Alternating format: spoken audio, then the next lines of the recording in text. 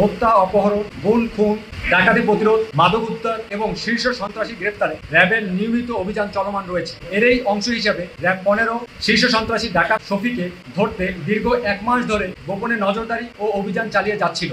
অবশেষে গোয়েন্দা তথ্যের মাধ্যমে আমরা জানতে পারি কক্সবাজার জেলার টেকনাফ থানাধীন নয়াপাড়া রেজিস্টার্ড ক্যাম্প 26 এর পশ্চিম পাশে হাজির প্রজেক্ট পাহাড়ের পাদদেশে ডাকাত শফি ও তার সহযোগীরা অবস্থান করছে।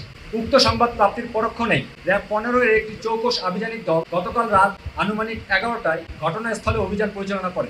অভিযানের সময় র্যাবের উপস্থিতি টের পেয়ে ডাকাতরা দৌড়ে পালানোর চেষ্টাকালে র্যাব সদস্যরা ধাওয়া করে শফি ডাকাতকে আটক করতে সক্ষম হয়। এ সময় তার সহযোগীরা শফি ডাকাতকে ছিনিয়ে নিতে তার সঙ্গে আত্মরক্ষার্থে পাল্টা 3 রাউন্ড ফাঁকা গুলি ছুড়ে। পরবর্তীতে গহীন পাহাড়ি আস্তানা থেকে ডাক্তার শফির তথ্য অনুযায়ী বিপুল পরিমাণ অস্ত্র ও গোলাবারুদ উদ্ধার করতে সক্ষম হয়। উদ্ধারকৃত আইটেমগুলোর মধ্যে একটি এলজি, 2টি 1 নলা বন্দুক, 10টি এন্টি পার্সোনেল মাইন, 10টি ডেটোনেটর, 50টি তাজা রাইফেলের গুলি, 53টি রাইফেলের খালি কার্তুজ, 6টি শটগানের খালি কার্তুজ, 3টি গ্রেনেড এবং প্রায় 800 গ্রাম ক্রিস্টাল মেড আইস উদ্ধার করতে আমরা সক্ষম হই। গ্রেপ্তারকৃত আসামির বিস্তারিত পরিচয়: মোহাম্মদ শফি, প্রকাশ ডাকাত শফি, পিতা দিল মোহাম্মদ, মাতা আয়েশা বেগম, মুসনি রেজিস্টার্ড ক্যাম্প 26, নীলা ইউনিয়ন, টেকনাফ, কক্সবাজার।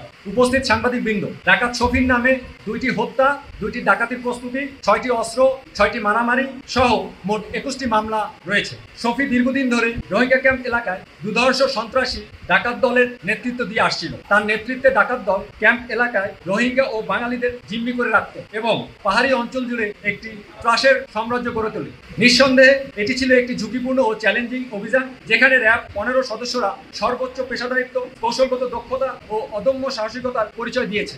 দেশের শান্তি শৃঙ্খলা রক্ষা এবং সাধারণ মানুষের নিরাপত্তা নিশ্চিত করতে র্যাব 15 সর্বদা প্রস্তুত রয়েছে। আসামি শফি ডাকাতকে গ্রেপ্তার পরবর্তী আইনগত ব্যবস্থা টেকনাফ থানায় হস্তান্তর প্রক্রিয়াধীন রয়েছে।